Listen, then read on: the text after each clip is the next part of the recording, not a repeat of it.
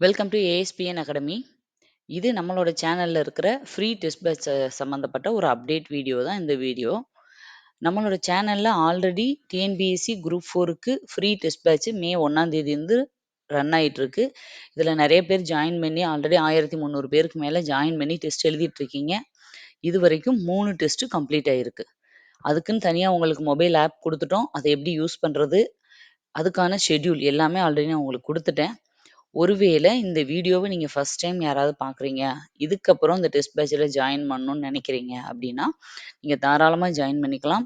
First 3 டெஸ்ட்டும் உங்களுக்கு காட்டாது. 4வது டெஸ்ட்லேருந்து நீங்கள் அட்டன் பண்ணிவிட்டு கடைசியாக வந்து ஃபுல் மார்க் டெஸ்ட் ஒரு 2 இருக்கும். அதையும் அட்டன் பண்ணும்போது உங்களுக்கு என்னென்னா, இந்த மொத்த எல்லா டெஸ்ட்டையுமே திரும்ப ரீஓப்பன் பண்ணி விடுவோம். அந்த டைமில் யார் யார் எந்தெந்த டெஸ்ட்லாம் எழுதி பார்க்கலையோ, அட்டன் பண்ணலையோ அதை நீங்கள் அட்டன் பண்ணி பார்த்துக்கலாம்.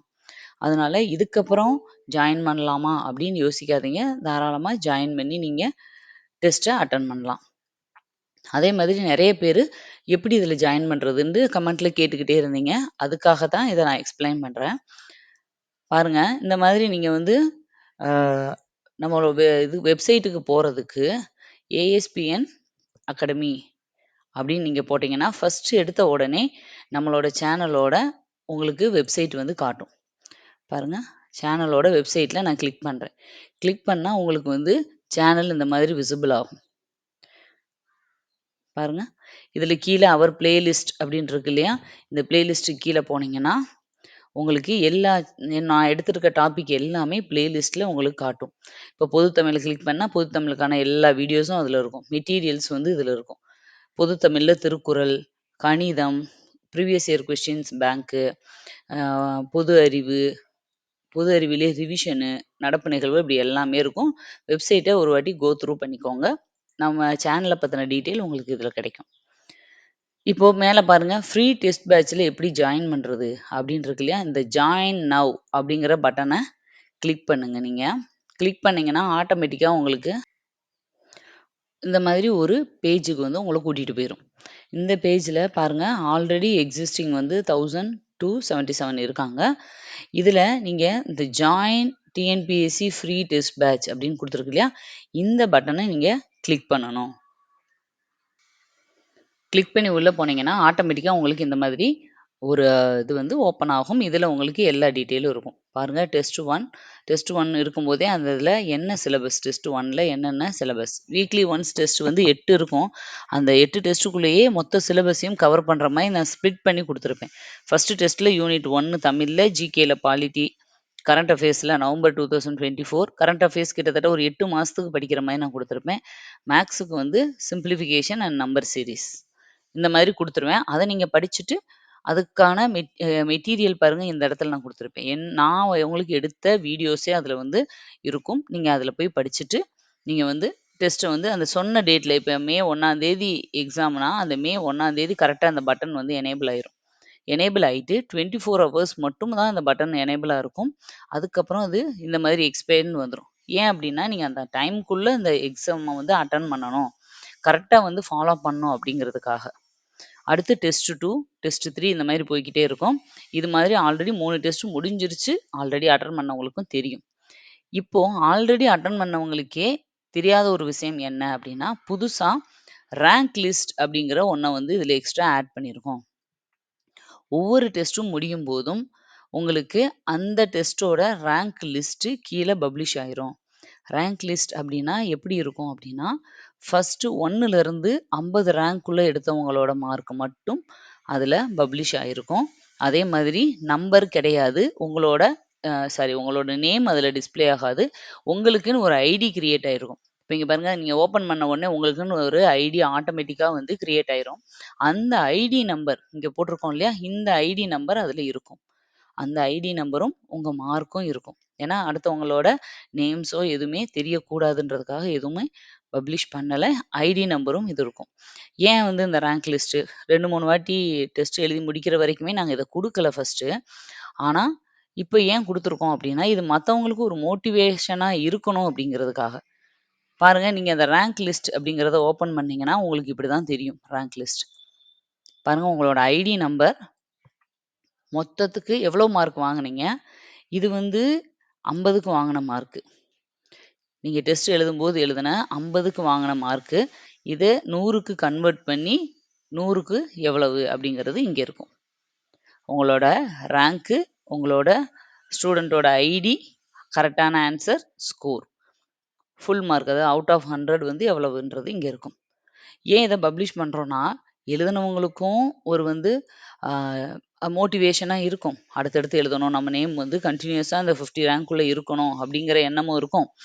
எழுதாதவங்களுக்கு, ஓ! இவ்ளோ எழுதிட்டு இருக்காங்களா? இவ்ளோ பேர் ஏன்னா எல்லாருமே நெனைப்பீங்க ஒருவேள, அ யாருமே டெஸ்ட் எழுதல போல, நம்மள மாரி தான் அப்படின்னு நெனைப்பீங்க. ஆனா அப்படி இல்ல. இந்த 1277 பேர்ல கிட்டத்தட்ட ஃபர்ஸ்ட் டெஸ்ட்லலாம் 1000 பேரு 1078 பேர் கிட்டயே அட்டெண்ட் பண்ணியிருந்தீங்க. 2வது, 3வது டெஸ்ட்ல கொஞ்சம் கம்மியாகுறது என்னமோ உண்மதான். பட் என்னன்னா, அது ஆட்டோமேட்டிக்கா யாருக்குமே இருக்கிற ஒரு லேக் தான். திரும்ப வந்து கம்பேக் குடுத்துருவீங்க அப்படின்னு நான் நம்புறேன். 2வது, 3வது டெஸ்ட்ல ஒரு 600, 700 இந்த மாரி அட்டெண்ட் பண்ணிட்டு இருக்கீங்க. திரும்ப எல்லாருமே எனக்கு என்னன்னா, எப்போ அந்த டெஸ்ட் பேட்ச்ல இருக்க அத்தன பேரும் டெஸ்ட் அட்டெண்ட் பண்றீங்களோ, அப்பதான் எங்களுக்கு வந்து சாட்டிஸ்ஃபைடா இருக்கும். முழுக்க முழுக்க உங்களுக்கு ஃப்ரீயா தான் குடுக்குறோம். அதுவும் நீங்க வந்து இதுக்குன்னு டைம் ரொம்ப நேரம் ஒதுக்க வேண்டியது கிடையாது. ஜஸ்ட் 10 டூ 15 மினிட்ஸ் ஒதுக்குனீங்கன்னா, மொபைல் ஃபோன்ல ஜஸ்ட் இப்படி கிளிக் பண்ண போறீங்க. அவ்வளோதான். ஓகே. இப்போ இது முடிஞ்சது. இதுக்கப்புறம் இப்போ நான் சொன்ன மாதிரி ஆல்ரெடி எல்லாத்துக்கும் ரேங்க் 1, ரேங்க் 2 எல்லாத்துக்குமே உங்களுக்கு வந்து இந்த மாதிரி குடுத்தாச்சு. சாரி இந்த டெஸ்ட் 1, டெஸ்ட் 2 எல்லாத்துக்குமே ரேங்க் லிஸ்ட் புதுசா அப்டேட் ஆயிருக்கும். நீங்க போயி உங்களோட ஸ்டேட்டஸ் என்ன அப்படிங்கிறத தெரிஞ்சுக்கலாம். நீங்க எத்தனாவது ரேங்க்ல இருக்கீங்க அப்படின்னும்போது, உங்களுக்கு ஒரு மோட்டிவேட்டடா இருக்கும்.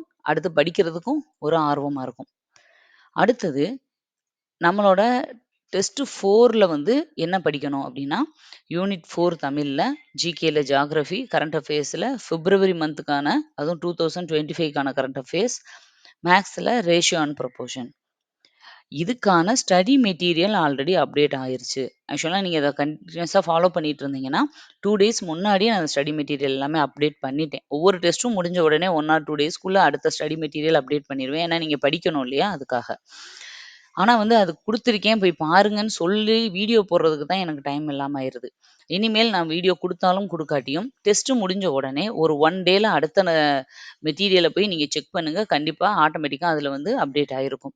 ஒருவேள அதுல ஒரு சில வீடியோஸ் ஜிகேல கவர் ஆகாம இருந்தா, அத மட்டும் நீங்க வந்து உங்களோட ஓன் பிரிப்பரேஷன்ல பிரிப்பேர் பண்ணிக்கோங்க. மத்த maths, GK, current affairs Tamil current அஃபேர்ஸ்க்கெல்லாம் பிடிஎஃப் ஓட உங்களுக்கு அவைலபிளா இருக்கும். நீங்க போய் கிளிக் பண்ணிட்டு படிச்சுக்கலாம். பாருங்க இப்ப டெஸ்ட் 4க்கு ஸ்டடி மெட்டீரியல் அப்டேட் பண்ணியாச்சு. 3 டெஸ்ட்டுக்கான ரேங்க் லிஸ்ட் அப்டேட் பண்ணியாச்சு. அப்புறம் அடுத்த டெஸ்ட் வந்து எப்ப நடக்க போகுதுன்னா, மே 22. ஒவ்வொரு வியாழக்கிழமையும் டெஸ்ட் இருக்கும். ஏன்னா மே 1ஆம் தேதி வியாழக்கிழமை ஸ்டார்ட் ஆனதுனால, அதவே ஃபாலோ பண்ணிட்டோம். வியாழக்கிழமை, புதன் நைட்டு 12 மணிலேருந்து வியாழன் நைட்டு 12 மணி வரைக்கும் இந்த பட்டன் எனேபிள் ஆகும். நீங்க வந்து மறந்துடுறீங்க அப்படின்னு தோணுச்சுன்னா, அலாரம் செட் பண்ணிக்கோங்க. உங்களோட ஃபோன்ல ஒவ்வொரு தேர்ஸ்டேவுக்கும். நீங்க வந்து ஒரு 10 டூ 15 மினிட்ஸ் நீங்க வேலைக்கு போய்க்கிட்டு இருந்தாலும், எங்க இருந்தாலும் இந்த டெஸ்ட்ட வந்து உங்களால ஈஸியா அட்டெண்ட் பண்ண முடியும். பாருங்க, நீங்க இப்ப அந்த டெஸ்ட் 4னா அந்த ஸ்டடி மெட்டீரியல கிளிக் பண்ணீங்கன்னா, இப்படி உங்களுக்கு அதுக்கு தேவையான வீடியோஸ் எல்லாம் ஓப்பன் ஆயிரும். நம்ம சேனல்லயே எல்லாம் குடுத்துருப்போம். அத வச்சு நீங்க படிங்க. இல்லாததுக்கு ஜியோகிராஃபில இது இருக்காது. நான் இன்னும் ஸ்டார்ட் பண்ணல. ஜியோகிராஃபி இல்ல அப்படின்னா, நீங்க வந்து அத ப்ரிப்பேர் பண்ணிக்கோங்க. இத பத்தி சொல்றதுக்காக தான் இந்த வீடியோவே நான் போட்டேன். இந்த வீடியோல என்ன சொல்லியிருக்கேன்னா, ஆல்ரெடி நடந்த 3 டெஸ்ட்டுக்கான ரேங்க் லிஸ்ட் உங்களுக்கு குடுத்தாச்சு. இப்போ நடக்கப் போற 4வது டெஸ்ட்டுக்கான டேட்டு, அதுக்குரிய ஸ்டடி மெட்டீரியல் எல்லாம் சொல்லிட்டேன். புதுசா பார்க்குறவங்க எப்படி ஜாயின் பண்ணணும் அப்படிங்கிறதையும் நான் சொல்லிட்டேன். இந்த இத வந்து யூஸ் பண்ணிக்கோங்க. ஃப்ரீ தானே அப்படின்னு சொல்லி அசால்ட்டா நினைக்காதீங்க. உங்களுக்கு நெறைய கொஸ்டின்ஸ் இதுல இருக்கும். நீங்க படிச்சிருந்தாலும் படிக்காட்டியும் அந்த டேட்ல வந்து கரெக்ட்டா டெஸ்ட்ட போடுங்க.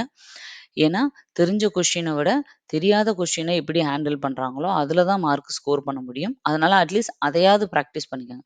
நீங்க தெரியாத கொஸ்டின் நெறைய அட்டெண்ட் பண்ண உங்களுக்கு ஆன்ஸர கெஸ் பண்ற கெப்பாசிட்டி வந்துரும் ஆட்டோமேட்டிக்கா. 4 இதுல ஒரு இத வந்து நீங்க சூஸ் பண்ணா அது 10 கொஸ்டினுக்கு 6, 7 கொஸ்டின் கரெக்ட் ஆகும். அது வந்து நீங்க நெறைய பிராக்டிஸ் பண்ணணும். தெரியாத கொஸ்டின் ஸ்கிப் பண்ணவே கூடாது. அது நீங்க ப்ரீவியஸ் இயர் கொஸ்டின்லயோ எங்கேல்லாம் பார்க்குறீங்களோ, தெரியாத கொஸ்டின தான் ஃபர்ஸ்ட் ஓடி போய் அட்டெண்ட் பண்ணணும். ஏன்னா எல்லாருக்குமே ஒவ்வொரு டிஎன்பிஎஸ்சிலயும் 120லேருந்து 150 கொஸ்டின் வரைக்கும் நல்லா தெரிஞ்ச கொஸ்டின்ஸ் இருக்கும். அந்த மிச்சம் இருக்கிற 50, 60 கொஸ்டின யாரு சூப்பரா ஹேண்டில் பண்றாங்களோ, அவங்க தான் முன்னாடி வர முடியுது. அதனால எல்லாருமே டெஸ்ட்ட அட்டெண்ட் பண்ணுங்க. டைம் வேஸ்ட் பண்ணாதீங்க. கன்டினியூஸா படிச்சுட்டே இருங்க. ரொம்ப கம்மியான டைம் தான் இருக்கு. இதுக்கப்புறம் படிச்சா பாஸ் பண்ண முடியுமா மேடம்? அப்படின்னு கேட்காதீங்க. கண்டிப்பா முடியாது. 1 மந்த்ல படிச்சு பாஸ் பண்ணிட்டேன் நானு அப்படின்னு சொன்னவங்கலாம் யாருமே கிடையாது. அப்படியே நீங்க படிச்சா என்னன்னா, குரூப் 4 முடிஞ்ச உடனே குரூப் 2 வருது. அப்படியே 2டே நாள்ல வந்து கால் ஃபார்ம்ன்னு சொல்லியிருக்காங்க. அதனால நீங்க இப்ப படிக்கிறது உங்களுக்கு குரூப் 2க்கு ரொம்ப யூஸ்ஃபுல்லா இருக்கும். அதனால நான் அப்ப படிச்சுக்கிறேன்னு நெனச்சீங்கன்னா, அப்பயும் டைம் பத்தாது. படிக்கணும்னு நெனச்சிட்டீங்க, இப்ப இருந்து ஸ்டார்ட் பண்ணுங்க. உங்களுக்கு குரூப் 4ல கிடைச்சா சந்தோஷம். கிடைக்காட்டியும் குரூப் 2க்கு அது யூஸ் ஆகும். ஓகே. இத சொல்றதுக்காக தான் இந்த வீடியோ. திரும்ப அடுத்த வீடியோல உங்கள மீட் பண்றேன். Thank you. பை.